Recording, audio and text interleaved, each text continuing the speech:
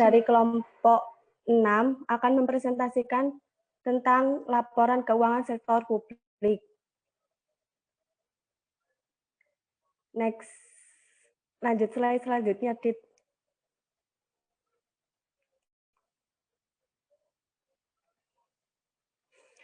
Di sini saya ada nama kelompok dari kelompok 6 ada Veronica, Dita, sama Fitria Hani Melinia. Next. Tujuan dan fungsi laporan keuangan sektor publik. Yang pertama ada kepatuhan dan pengelolaan, akuntabilitas dan pelaporan retrospektif, perencanaan dan informasi otorisasi, kelangsungan organisasi, hubungan masyarakat, sumber fakta dan gambaran.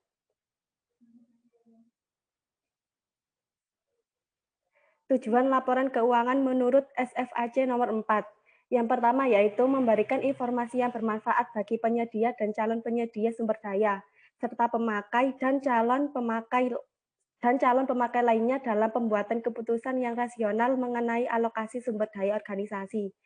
Yang kedua, memberikan informasi untuk membantu para penyedia dan calon penyedia sumber daya, serta pemakai dan calon pemakai lainnya dalam menilai pelayanan serta kemampuan untuk melanjutkan memberi pelayanan tersebut. Yang ketiga yaitu memberikan informasi yang bermanfaat bagi penyedia dan calon penyedia sumber daya, serta pemakai dan calon pemakai lainnya dalam menilai kinerja manajer organisasi non-bisnis atas pelaksanaan tanggung jawab pengelolaan serta aspek kinerja lainnya. Yang keempat, memberikan informasi mengenai sumber daya ekonomi, kewajiban, dan kekayaan bersih organisasi, serta pengaruh dan transaksi, peristiwa, dan kejadian ekonomi yang mengubah sumber daya dan kepentingan sumber daya tersebut. Yang kelima, memberikan informasi mengenai kinerja organisasi selama satu periode. Yang keenam, memberikan informasi bagaimana memperoleh membelanjakan kas. Dan yang terakhir, memberikan penjelasan dan interpretasi untuk membantu pemakai dalam memahami informasi keuangan yang diberikan. Next. Pemakai laporan keuangan sektor publik. Ada pembayar pajak, pemberi dana bantuan, investor, pengguna jasa, karyawan, pemasok, dewan legislatif, manajemen, pemilih, serta badan pengawas. Next. Hak kebutuhan pemakai laporan keuangan. Ada 3, yang pertama yaitu hak untuk mengetahui, yang kedua hak untuk diberi informasi, dan yang ketiga hak untuk didengar aspirasinya. Next. Di sini ada perbedaan dan persamaan laporan keuangan sektor publikasi dan sektor swasta. Yang pertama yaitu perbedaan dari laporan keuangan pemerintah dan laporan sektor swasta.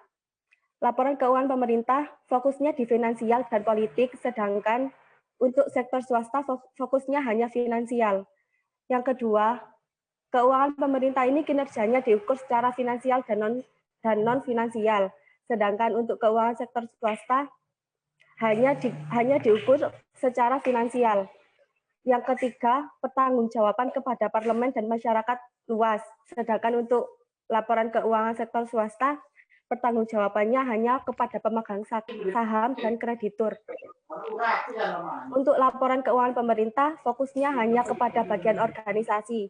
Sedangkan untuk sektor swasta, hanya untuk berfokus pada organisasi secara keseluruhan. Laporan keuangan pemerintah bisa melihat masa depan secara detail, sedangkan swasta tidak dapat dilihat secara detail.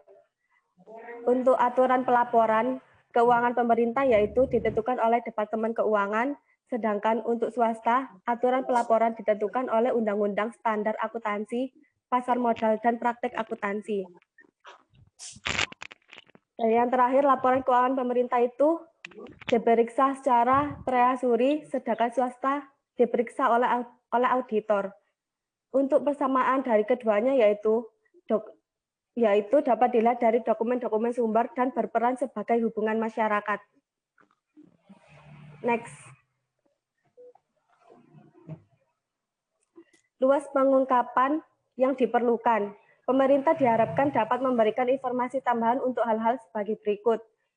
Fokus pengukuran dan dasar akuntansi yang digunakan untuk pembuatan laporan. Kebijakan penghapusan atau menghentikan aktivitas internal unit kerja pada laporan aktivitas. Deskripsi mengenai jenis-jenis transaksi yang masuk dalam penerimaan program dan kebijakan untuk mengalokasikan biaya-biaya tidak langsung kepada suatu fungsi atau unit kerja dalam laporan aktivitas. Yang keempat, kebijakan pemerintah dalam menentukan pendapatan operasi dan dana operasi. Yang kelima, pemerintah harus mengungkapkan secara detail dalam catatan laporan mengenai aset modal dan utang jangka panjang.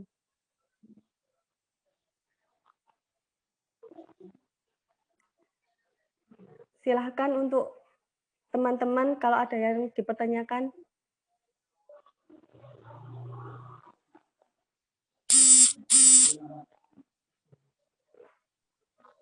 Saya ingin bertanya. Assalamualaikum warahmatullahi wabarakatuh. Nama saya Waalaikumsalam warahmatullahi Isati wabarakatuh. Samira, NIM 150. Di sini saya akan bertanya, mengapa laporan keuangan memiliki pengaruh yang sangat besar terhadap kualitas keputusan yang dihasilkan oleh suatu organisasi sektor publik? Terima kasih.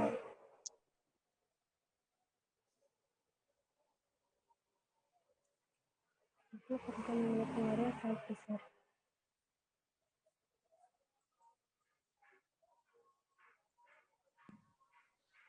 Ayo silakan siapa bertanya, langsung dijawab ya nanti atau dikumpulkan dulu pertanyaannya.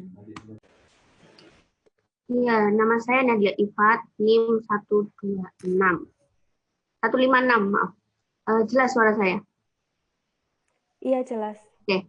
Yang saya tanyakan di sini, apakah kondisi ekonomi berpengaruh terhadap laporan keuangan suatu entitas? Jika iya, tolong berikan alasannya. Terima kasih.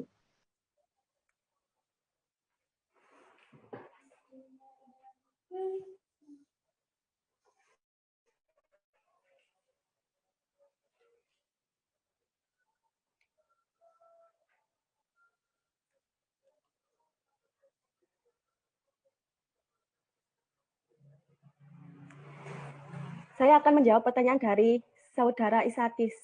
Tadi pertanyaannya, mengapa laporan keuangan memiliki pengaruh yang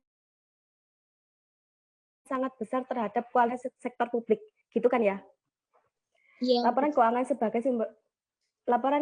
sebagai sumber informasi finansial memiliki pengaruh yang sangat besar terhadap kualitas keputusan yang dihasilkan oleh suatu organisasi sektor publik. Karena laporan keuangan akan menjadi dasar dalam pengambilan keputusan yang akan berpengaruh terhadap keberlangsungan hidup suatu organisasi. Jika informasi keuangan tidak akurat, maka dapat mempengaruhi kualitas keputusan yang dihasilkan tidak sesuai dengan kebutuhan.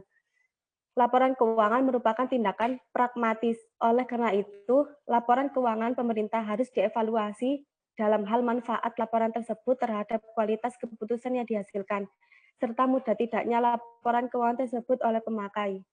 Dalam konteks akuntansi sektor publik, jenis informasi yang diberikan untuk pengambilan keputusan adalah terbatas pada informasi yang bersifat finansial saja. Sedangkan finansial itu sendiri yaitu informasi yang diukur dengan satuan moneter.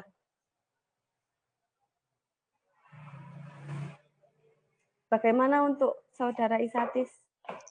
Iya, terima kasih Mbak Fitri penjelasannya. Ya.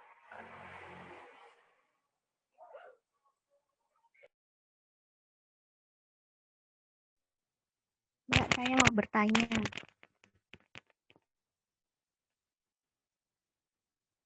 Nama saya Siva Aziza Haifah, NIM 140. Mengapa perlu dilakukan pengungkapan atau disclosure yang luas dalam laporan keuangan? Terima kasih.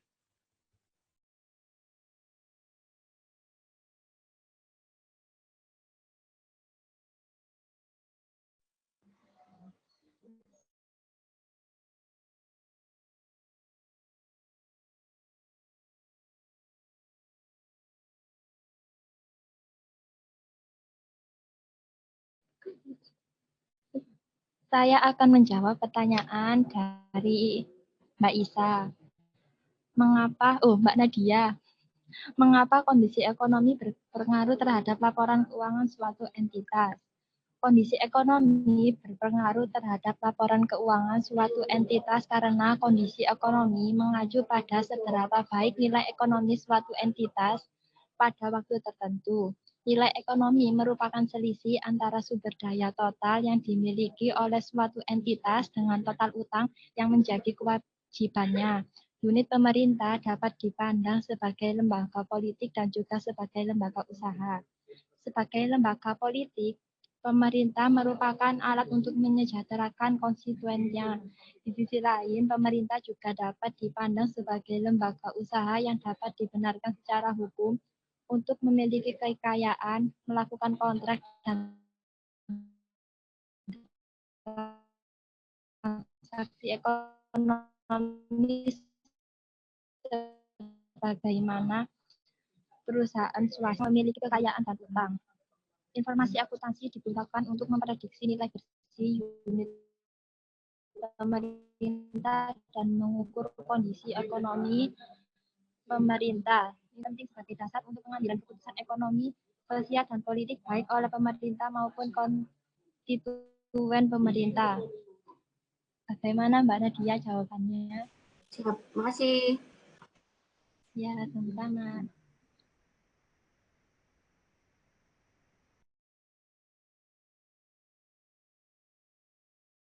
Ikut, silakan. Ayo, yang lain.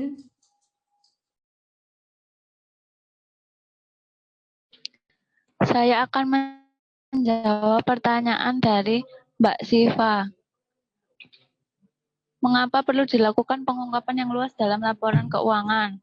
Karena dengan pengungkapan yang luas dalam laporan keuangan akan memberikan penjelasan informasi secara detail atau lengkap mengenai aset, modal, dan utang jangka panjang suatu organisasi sektor publik. Aset modal yang tidak diapresiasi harus diungkapkan secara terpisah dari aset modal yang didepresiasi. Informasi mengenai kewajiban jangka panjang meliputi obligasi, utang wesel, pinjaman, utang leasing, tuntutan, dan sebagainya. Demikian para pemakai laporan keuangan mengetahui sumber dana dari mana saja dan dialokasikan untuk apa saja dana yang telah diperoleh tersebut. Bagaimana Mbak Siva? Iya, terima kasih. Ya,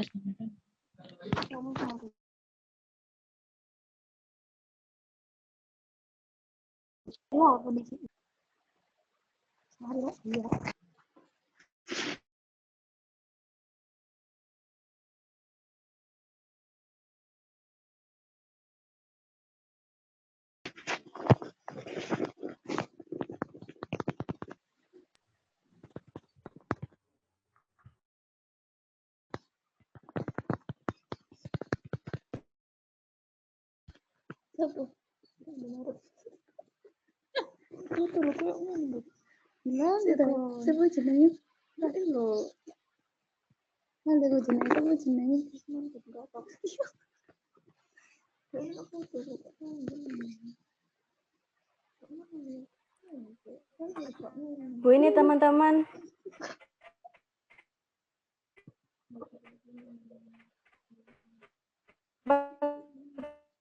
Pertanyaan dari teman-teman sudah dijawab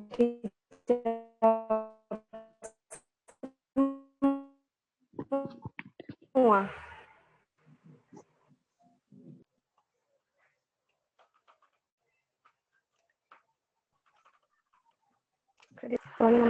Dari teman-teman sudah dijawab semua. Sudah semua ya? Sudah terjawab semua? sudah Bu. Loh, ini masih di laporan keuangan toh. Kemarin tuh Iya, sudah. UTS itu saya belum sampai Belum. sini ya? Iya, belum Bu. Iya. Terakhir. Oh, saya kira langsung masuk contoh. Maksudnya, artinya contoh ini loh langsung kita ke akuntansi rumah sakit, sekolah. Belum ya? Ternyata ya. Belum. Masih Ternyata belum. masih di sini. Belum, Bu. Ya, ini terakhir ini. Ada kelompok berikutnya Bu. Masih ada. Enggak, Itu maksud saya gini bukan loh. Bisa, bisa kita kan itu baru sampai presentasi di kelompok 6, tapi ini jadi kita presentasi 2 kelompok gitu tadi hari ini. Mbak, aku sih ngajar ini. Ya. Gimana? Coba ulangi. Saya salah. Sebelum UTS itu yang belum maju siapa? Itu Bu, kelompok 6 Bu. Kelompok 6 belum maju, belum presentasi. Kelompok 7 juga belum presentasi Bu. Oh, sama. Jadi ini sekalian gitu, tak? Iya. 6-7. Tapi babnya sudah selesai. Bab 6-nya sudah selesai Bu. Barusan tadi sudah selesai, sudah menjawab pertanyaan juga. Sudah. 7-nya udah maju belum? 7-nya belum Bu. Ya wes, lanjut 7 aja. Nanti setelah itu saya nerangkan. Jadi di minggu depan itu kita langsung masuk ke contoh. Misalkan yang belum maju menyajikan akuntansi masjid, akuntansi pesantren. Itu yang terakhir yang WA saya itu loh. Akuntansi sekolah, langsung ke contoh. Contoh gitu maksudnya. Itu ya. Iya Bu.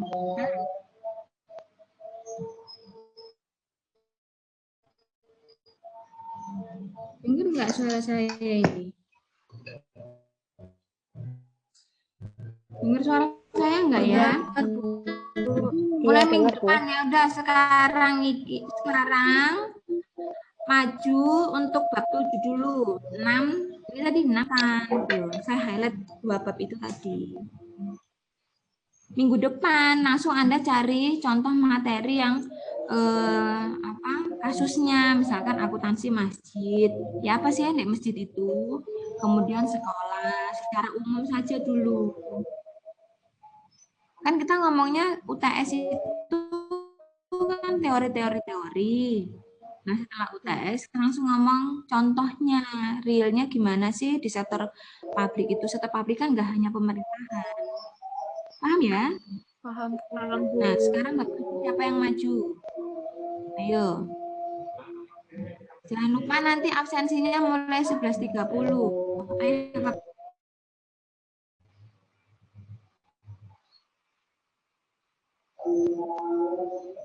Ayo silakan.